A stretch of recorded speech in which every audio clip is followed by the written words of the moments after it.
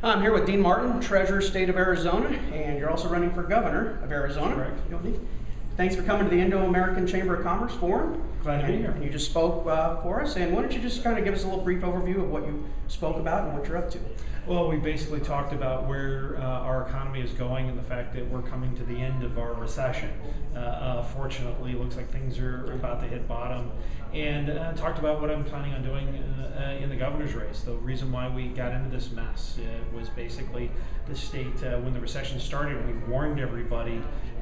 I got called Chicken Little rather than listening to our warnings, and they continued to grow spending and basically blew about $3.5 billion worth of cash reserves the state had. And now how we need to get out of this thing, we've got to get spending back in line, and some really innovative things we can do with financing and just working smart with the state finances to balance this budget and start growing the economy.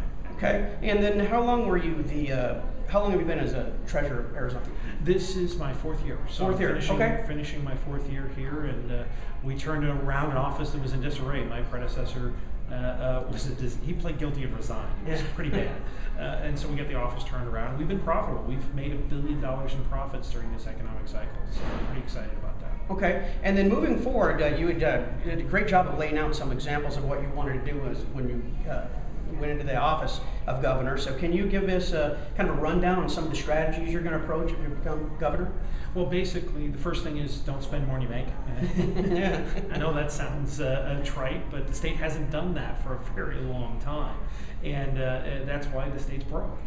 We've got to get spending back in line with revenues, but we can, what do you do for an individual that's up to their eyeballs in credit card debt? You cut up their credit cards and get a debt consolidation loan and start getting them out of it. We can do the same thing for the state of Arizona. I can save $1.4 billion. We need to look at our welfare system. We're spending more on welfare, growing faster than anything else. And we actually spend more money than anything else. Actually, it's eclipsed education now as the largest line item. And we still need to provide assistance for people.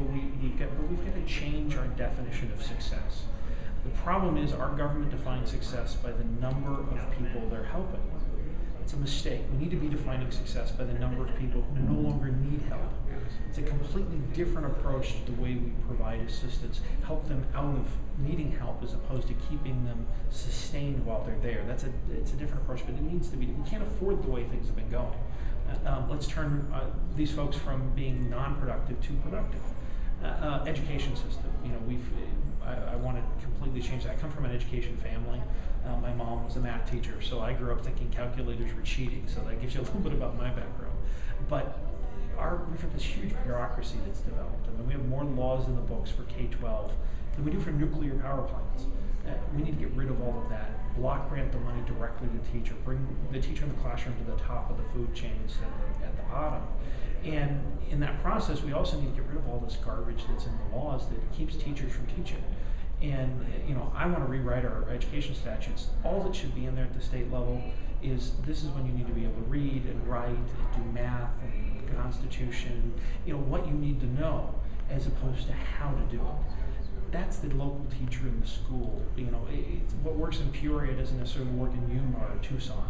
And so giving that flexibility to the local school districts is what we need to return to, innovation and creativity back into our school system as opposed to this kind of one-size-fits-all from government that's expensive and not as productive. Now, in the primaries, you're running up against Jan Brewer, and can you differentiate yourself from Jan as far as what you're going to bring to the table? Well, first of all, she did the largest property tax increase in state history. She did the largest sales tax increase, and so there's never a good time to raise taxes, but this is probably the worst time. I can provide a balanced budget without hitting education, without raising taxes. I've got the financial experience that's necessary to get us through the next few phases of this cycle.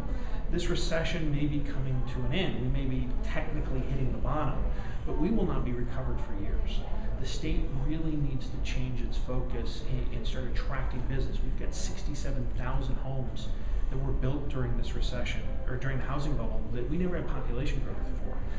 42 million square feet of vacant office space and industrial space has been created during this recession. We've got to fill those empty offices and buildings, and we can't do that while you're selling off the Capitol building and renting it back. I mean, who wants to make a long-term investment in a state that's renting their own capital? So, I provide that financial expertise, the budget expertise, and the business expertise, because I'm a small business owner as well, to kind of put all those pieces together and start selling Arizona as an attractive state again.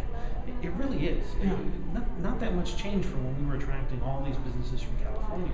It's just this administration has done a great job of destroying our image nationally. And I mean, again, who wants to make an investment in a state that can't balance their own books?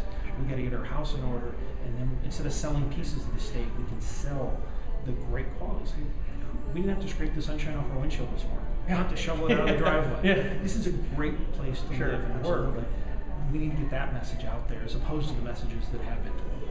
And finally, you are involved with a charity that you talk about in the presentation. Can you talk a little bit about the charity?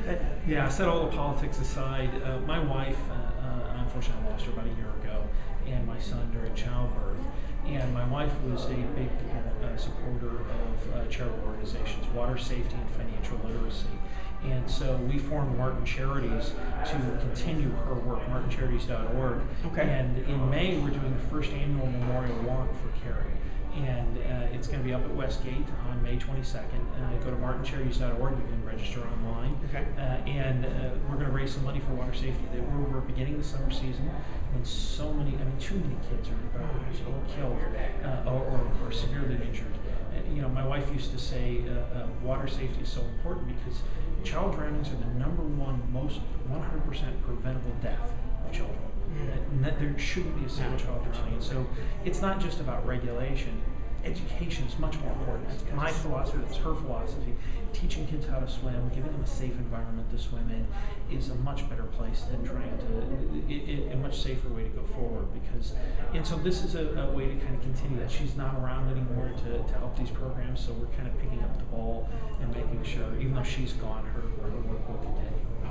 Great. Well, thank you so much for presenting at the Endo Chamber. You're welcome. And thank you, Dean Martin. Glad to do it. Thank you.